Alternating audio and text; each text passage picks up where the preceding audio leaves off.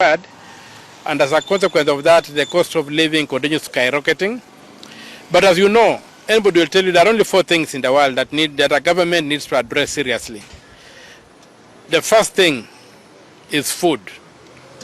You must keep food away from the control of the ordinary fluctuations of prices on world markets, on the open markets. Number 2, you must control the cost of health. Number 3, you must control the cost of education. Number 4, you must control the cost of transport. And if you look at our government, all those sectors, it has done nothing to intervene. So if the government was to intervene and makes those sectors no-go areas for cartels and do no-gooders and the thieves, this country would not be going through the mess it is going through.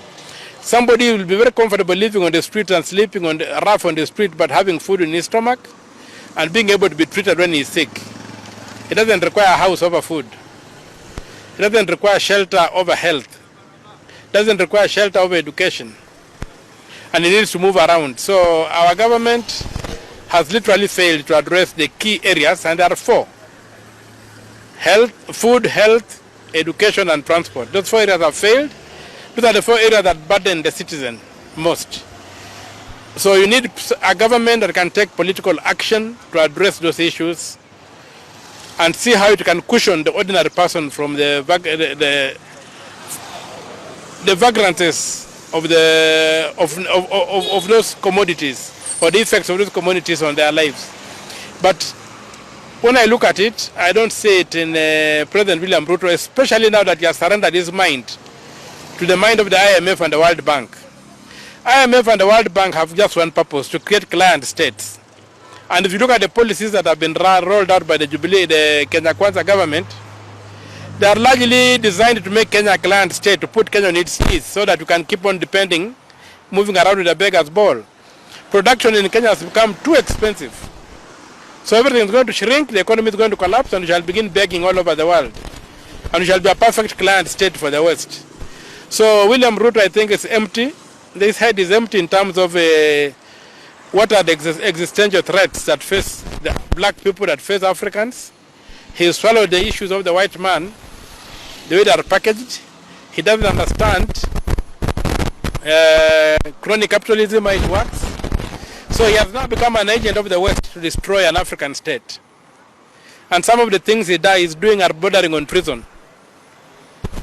They are treasonable, and maybe going down the line he might be impeached if he doesn't change course and begin understanding what Article 1 says, that the people of Kenya are sovereign. And when they elected him, there was nowhere in his manifesto where he said that the IMF and the World Bank are going to govern Kenya when he gets into office. He promised to govern this country, but he's destroying it. Everything is crumbling in 1 year. It's not acceptable. So he needs to shape up, or he might get impeached down the line. I don't think his MPs will die with him. They're going to get a point whereby he can be impeached if he doesn't change course and begin doing things that benefit this country, not to benefit the Western powers, not to benefit the World Bank. Right now he wants to sell the assets. These assets, some of them were put up before he was born. Now he wants to come and sell them. What will the future generations have as a state? Those who run the government in future, what will they rely on to run this government? We have already talked of food. We are talking of transport. We are talking of education. We are talking of health. If these things are sold, how will the future governments finance those key ingredients of our modern society? So for me, I think William Ruto is going overboard. And where we are right now, we might be facing an impeachment very soon. My name is from Digital. I just have one question for you to shed more light on. Recently, we had the bipartisan talk report being tabled by the Human Shuma and all the distributors and so on. And one of the key issues they were agitating for was the high cost of living. It is now missing on the final report. What do you say as a legislator in the Senate? I think that Boma's process was a waste of time. It was a waste of time. If you look at the solutions that provide, I've simply regurgitated what Ruto has been saying all along. Looks like Ruto is preparing for a leader of opposition so that in case he loses the next elections, he will still be in parliament as a leader of the opposition. And there's no other thing that I'm talking about. They're trying to create a job for Mudavadi. What is that? Is that a national issue? Let him fix the cost of living. Let him fix the cost of petroleum. Let him remove the taxes that are driving this country crazy. Let him trim down on the cost of running government, and the people will thrive. Let them allow people to produce. But as I've said, what he's doing is going to lead to an impeachment. He has allowed the International Monetary Fund and the World Bank to capture this country. And I don't think that is something we can live with for very long. That's all I can say. This is the final question.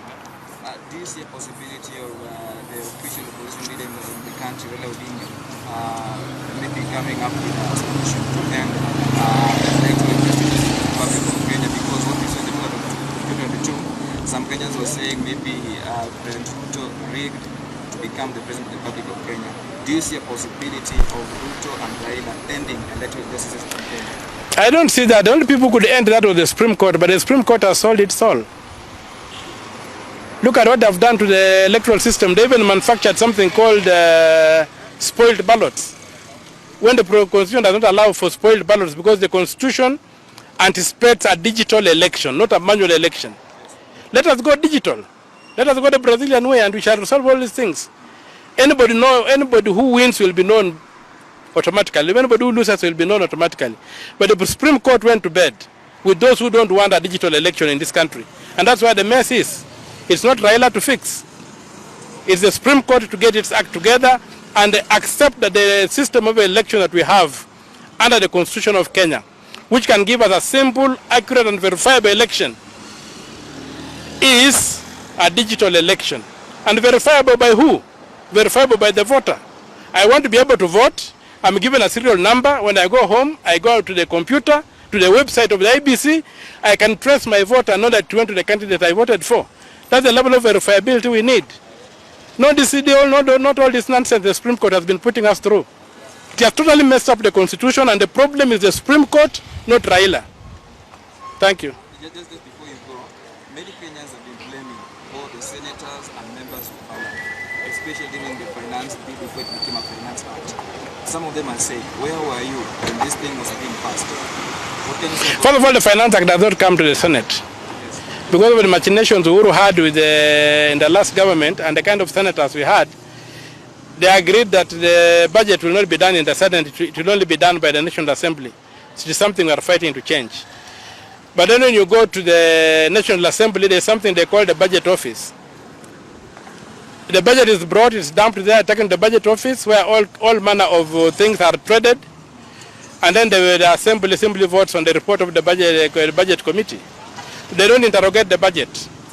And there's a lot of budgetary corruption that is destroying this country, that we need to focus going forward on Chapter 12 and see to it that public finances are controlled by the people of Kenya.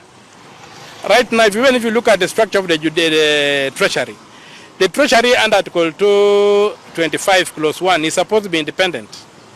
But the Treasury we have right now is headed by a Minister for Finance, a PS of Finance appointed by the President, which means the President controls the money of this country, when the Constitution does not give him any of those powers. That's why those are the kind of problems we have. We have to go back to the design of the country and make sure we get the design correct. Otherwise, everything will collapse. Thank you so much. Okay.